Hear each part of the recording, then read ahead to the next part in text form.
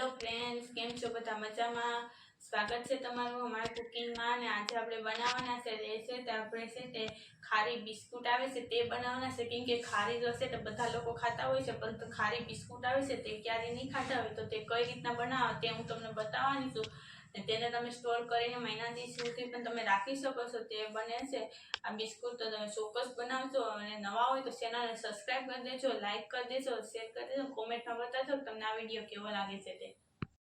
અચ્છા, આપણે છે તે ઘઉંના ઝીણા લોટમાંથી છે તે આપણે ખારી બિસ્કિટ આવે છે તે બનાવવાના છે. તે કઈ રીતના બનાવો તે હું તમને બતાવવાની છું, જેથી કરીને બ્લોગમાં કન્ટિન્યુ. તો ઘઉંનો ઝીણો લોટ 1 કપ આપણે નાખી દીધો છે.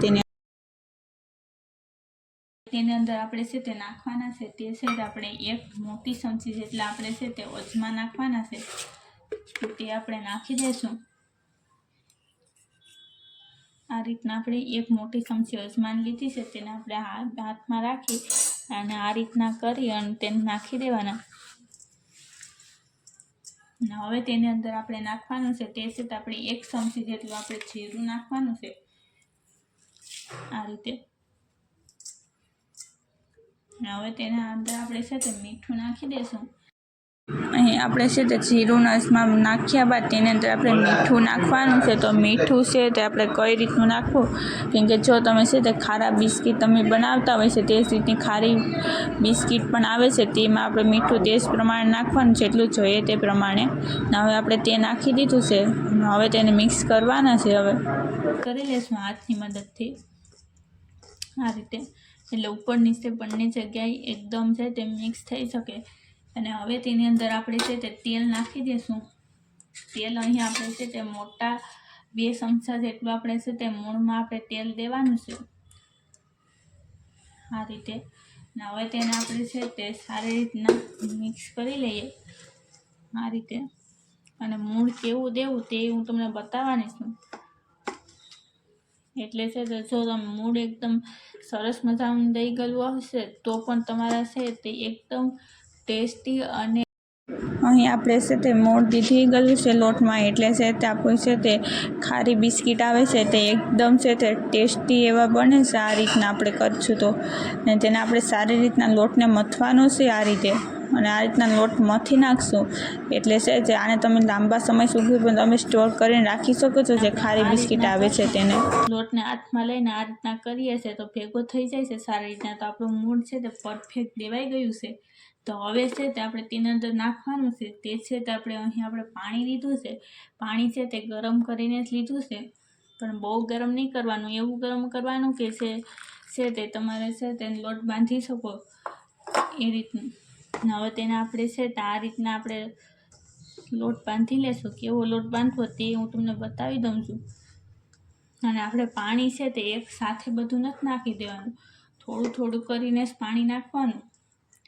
ને જે રીતના આપણે રોટલીનો લોટ હોય છે તે રીતનો લોટ નથી બાંધવાનું, આપણે સહેજ કઠણ રાખવાનો છે લોટ. આ રીતના આપણે લોટ બાંધી લઈએ. અહીં તમે જોઈ શકો છો કે આપણો લોટ છે તે બંધાઈ ગયો છે. ને આપણે લોટ છે તે આ જ રીતનો બાંધવાનો, બહુ ઢીલો કે બહુ કઠણ લોટ નથી બાંધવાનો, આ રીતના જ રાખવાનો. હવે તેને આપણે 10 મિનિટ માટે થઈને તેને રહેવા દઈએ, ક્યાં સુધીમાં આપણે છે તે સ્લરી તૈયાર કરી લઈએ. હવે અહીં આપણે સ્લરી તૈયાર કરવા માટે થઈને અહીં આપણે છે તે તેલ લીધું છે 2 ચમચી જેટલું આ રીતના. હવે છે તેની અંદર આપણે છે તે નાખી દઈશું જે ઘઉંનો જે ઝીણો લોટ આવે છે ત્યાં લીધો છે તે ઘઉંનો ઝીણો લોટ છે તે આપણે નાખી દઈશું આ રીતે. અને તેને આપણે કેવી સ્લરી તૈયાર કરવી તે હું તમને બતાવવાની છું. અને જો તમે અટાણે મેં અહીં છે તે તેલ લીધું છે તેની જગ્યાએ તમે ઘીનો પણ યુઝ કરી શકો છો, પરંતુ જો તમે છે તે ઘી અથવા તેલ કોઈ પણ વસ્તુ છે તેનો યુઝ કરી શકાય છે. મેં અહીં મૂળમાં પણ મેં તેલ દીધું છે, તેની જગ્યાએ પણ તમે ઘી નાખી શકો છો તેમાં. અહીં આપણે છે તે આ જ રીતના છે તે આપણે મિક્સ કરી લઈશું, હલાવતા જશું ને. હા, તમે જોઈ શકો છો કે આપણે છે તે આ રીતની છે તે આપણે સ્લરી તૈયાર કરી લીધી છે. તો હવે છે તે આપણે 10 મિનિટ થઈ ગઈ છે તો આપણે લોટને પણ જોઈ લઈશું કે થઈ ગયું છે રેડી કે નહીં તે. તો અહીં આપણે છે તે લોટ જોઈ લઈએ. એકદમ સરસ મજાનો છે તે લોટ આપણો પરફેક્ટ જેવો આપણે જોઈએ છે.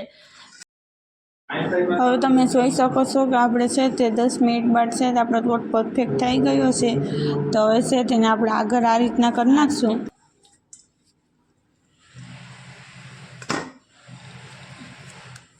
આ રીતના. હવે આપણે આગળની પ્રોસેસ કઈ રીતના કરવાની છે તે હું તમને બતાવવાની છું.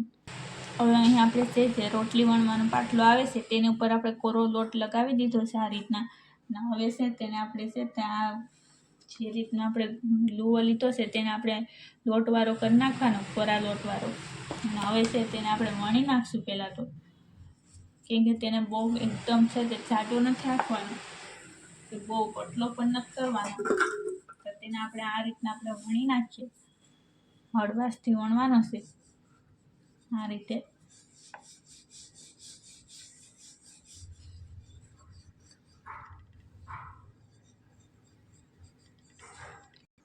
તમે જોઈ શકો છો કે આપણે આ રીતના વણી નાખ્યો છે. તો હવે છે તેની અંદર આપણે છે તો આ રીતના સ્લરી બનાવીને રાખી છે તે આપણે લગાવી દેવાની આ રીતે.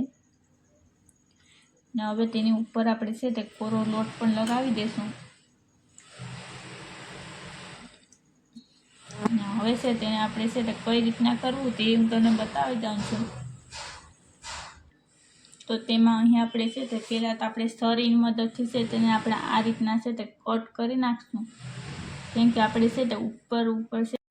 હવે તમે જોઈ શકો છો કે આપણે છે તે આ રીતના છે તે બધી કટ કરીને પછી આને જ આપણે છે તે ઉપર છે તે મૂકી દેવાની છે. નકર છે તે ઘણા લોકો છે તે છે ખારી બનાવતા હોય છે તેમાં છે તે આખી પડવાળી છે તે રોટલી હોય છે તે એક પછી એક મૂકતા હોય છે, પણ આપણે ખારી બિસ્કુટ બનાવીએ છીએ એટલા માટે થઈને આ રીતના આપણે કરવાનું. આ રીતે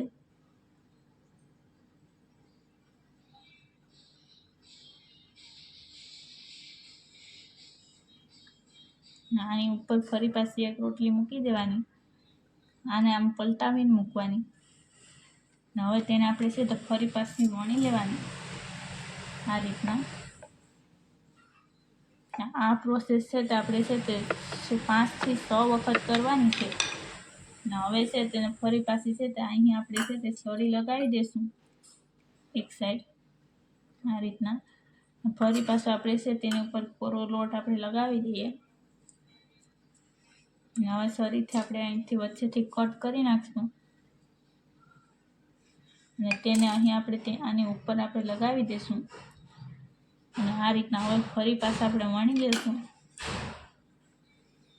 કેમ કે આડી અને ઊભી બંને રીતના આપણે વણવાની છે તેને. હવે ફરી પાછું આપણે છે તેને આપણે કટ કરી નાખવાનું આ રીતના. અહીં તમે જોઈ શકો છો કે ખારી બિસ્કુટ માટે થઈને આપણે રેડી કરી નાખ્યું છે. તો હવે તેને આપણે છે તે એક પ્લેટમાં કાઢી લીધા છે આ રીતના બધા બનાવીને. તો હવે છે તેને આપણે સરીની મદદથી છે તેને આપણે વચ્ચે છે તે આપણે આ રીતના છે તે કટ કરી નાખશું, એટલે કે આપણે છે અંદર છે તે સરી લગાવી દઈશું થોડી થોડી, એટલે છે તે એકદમ છે તે આપણી છે તે ક્રિસ્પી એવી ખારી બિસ્કુટ બને. અને છે તે આ રીતના છે તે બને ફરશે, કેમ કે જો આ બજારમાં મળે છે તેવી જ રીતના આપણે છે તે ખારી બિસ્કુટ બને. એટલા માટે થઈને આ રીતના આપણે બધામાં શેકા પાડી લઈશું સરીની મદદથી આ રીતે.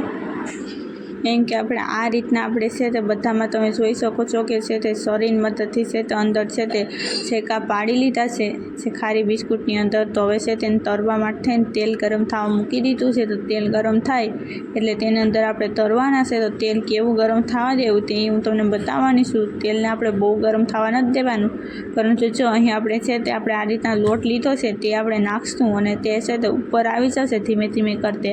તો આપણું તેલ પરફેક્ટ થઈ ગયેલું છે. નકર છે તે વધારે ગરમ હોય છે તો ગેસને આપણે ઓફ કરી દેવો પડે.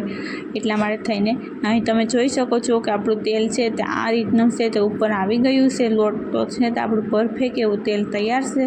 તો હવે તેની અંદર આપણે છે તે મૂકી દઈશું જે આપણે ખારી બિસ્કુટ બનાવીને રાખ્યા છે તે. ને હવે તેને આપણે છે ગેસની ફ્લેમ સ્લો રાખી અને તેને આપણે છે તે થવા દેવાના છે, તો મતલબમાં તળવા દેવાના છે આ રીતના. તો હવે તેને આપણે તળાવવા દઈએ થોડી વાર માટે થઈને, અને તેનો કલર છે તે ચેન્જ થઈ જાય પછી આપણે તેને પલટાવી નાખવાના છે. તો તેને આપણે આ ગેસની ફ્લેમ સ્લો ઉપર આપણે તેને આપણે આ રીતના કરી નાખવાના. તો હવે તમે જોઈ શકો છો કે એકદમ કલર છે તે ગોલ્ડન કલર ઉપર થઈ ગયા છે. તો તેને પલટાવી નાખશું. અને આ રીતના બિસ્કુટ છે જે બજારમાં મળે છે તેવા જ આપણા જીરાવાળા છે તે બિસ્કુટ બને છે. હવે તેને આ રીતના પણ આપણે થોડી વાર માટે થઈને તેને સળવા દેશું ને હવે છે તેને આપણે બહાર કાઢી લેવાના છે. સળી ગયા છે, તમે જોઈ શકો છો. જે ખારી બિસ્કુટ આવે છે તે ખારી સેવા જ હોય છે, ખારી બિસ્કુટ આવે છે તે પણ. તો આ રીતના આપણે બધા તળી નાખીએ.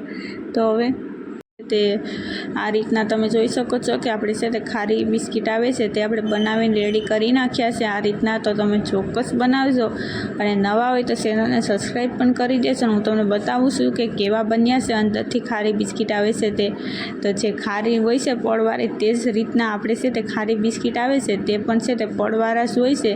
તો અહીં તમે જોઈ શકો છો કે અંદરથી પણ પડવાળા જે ખારી બિસ્કિટ આવે છે તે બન્યા છે. તો તમે ચોક્કસ બનાવજો અને નવા હોય તો ચેનલને સબસ્ક્રાઈબ કરી દેજો, લાઇક કરી દેજો, શેર કરી દેજો અને કોમેન્ટમાં તો જરૂરથી બતાવશો કે તમને આ રેસીપી કેવી લાગી છે તે.